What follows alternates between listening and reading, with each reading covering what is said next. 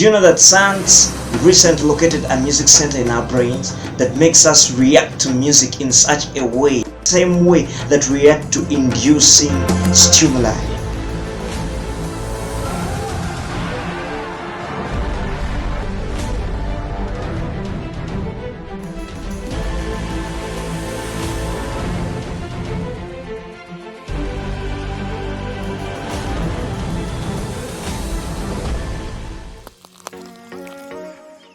Hello, my name is Daviepan and I'm going to take you through the song structure.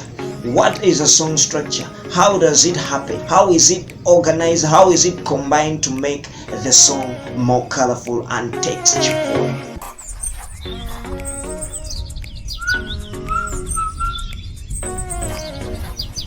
Yes, first things first, a song structure is the way a song is organized in the combination of different or various sections, and these sections could be the verse and the chorus and the bridge. So if we organize a structure as intro to a verse to a chorus, verse to a chorus, then verse, then a chorus to a bridge, intro to a verse to a chorus to a bridge to the outro.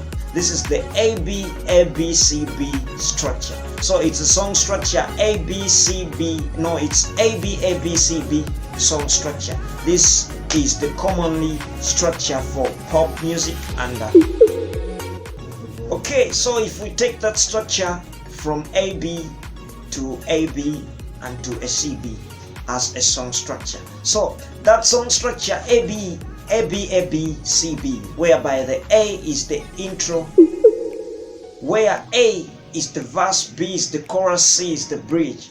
So hit songs and pop songs tend to follow that order, that standard structure, while these jamming artists and experimental musicians like those who make covers tend to change such structure. But it doesn't mean that the variation don't value or don't matter.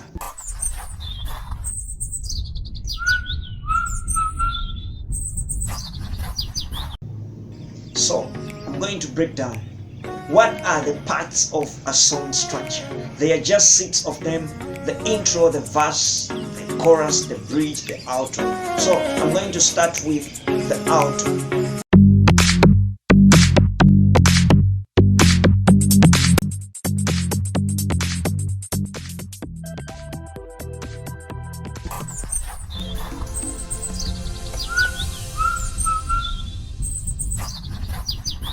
So the next part of the song structure is the verse. The verse of a song is a chance to tell a story.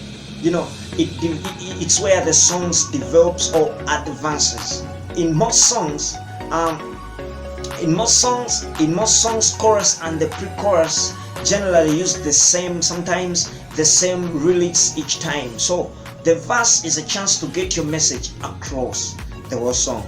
It might be when it comes to a verse, it might be very helpful if you split your verse or your story. You split your story into 2 so that you can build the second verse on the content or the concept of the first verse. So that's how you can write your verse. So it's where the story is. It's where the story of the song advances from or develops from. So you decide where to split your story so that it can fit in 2 verses or 3, depends on what you write. So I think probably it would have been it would have been two verses. If you want, you can exceed the 2. It is not a must. It depends on you because you're the songwriter. So you write the first one, the first bit of your story in the first verse, and the next verse you write the last bit of your story. Then here comes the chorus.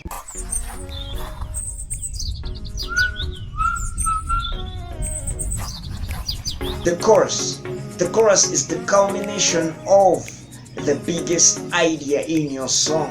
So it's supposed to be catchy. It's supposed to be the catchiest part in your song when you're writing. It's supposed to be the catchiest part in your song.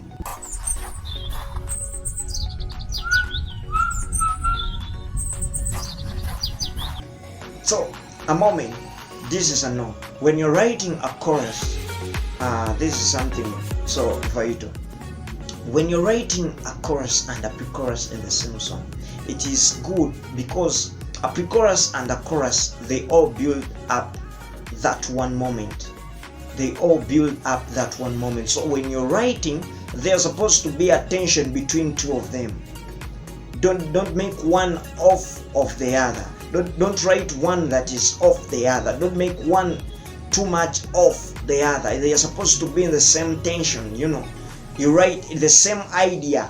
This pre-chorus is supposed to highlight this chorus such that the message or the catchiest part of the chorus comes out blithely.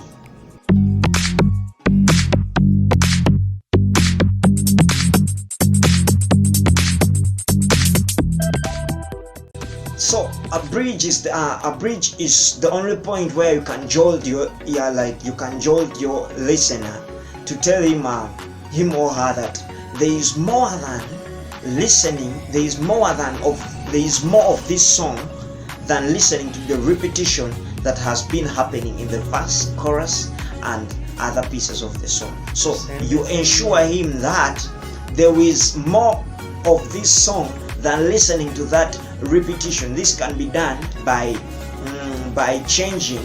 You can change a different key. You can change a different key, but in the same key signature, like a C, like a A minor to a C major, something like that. So you change in the same key signature. That can be a good idea when you're composing your song, when you're writing your song.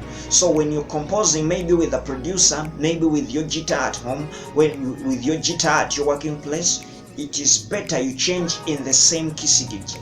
So that is a good example. When you've written your song in A minor, it's good you change the bridge in a C major, something like that, so the song will sound not off the first, will not show that is more off from the first things that you wrote, like the first key you've written this song into.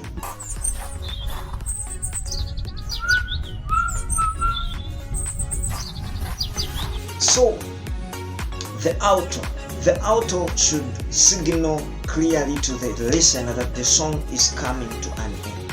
Sometimes you want to do, like you can repeat the introduction of the song or the intro you use, but in a slower mode. You reduce the pace, it's called you reduce the variation of the chords. You reduce the tension on your chords, you reduce the voice so that you can make the listener understand that the song is coming to an end. So that makes the outro very catchy when the song is ending. So it makes somebody to listen to your song from the intro, come to the verse, back to the chorus, back to the verse, come to the bridge, and finally to the alto of the song. So those have been the sections of the song structure. So what we are going to look at, what are the different song structures in the music industry, where you can write your song through those structures and your song becomes a hit song. The only way you can write a hit song is going by the order. So trust the process, use the song structure, understand what is songwriting, get the catchy words, write your lyrics based on the gospel way of writing song. And typically it's the Bible, it's the only way you can write a gospel hit song. So that has been the sections of songwriting. Those has been the section of the song structure. So in our next video we expect to see the song structures, what different song structures and what songs do they write in those structures. Today we've used an example of ABCB song structure. So in the next video I'm going to explain how to use that structure to write a hit song. And the next structure, because there are a lot of structures that you can use to write a hit song. Yes, this has been the S series where we talk about the gospel songwriting. So like this video, comment like this video, comment, like and share. Subscribe to this channel, hit the bell button, and we will be notified about our next video. So let's meet in the next video. Have a nice time. God bless you.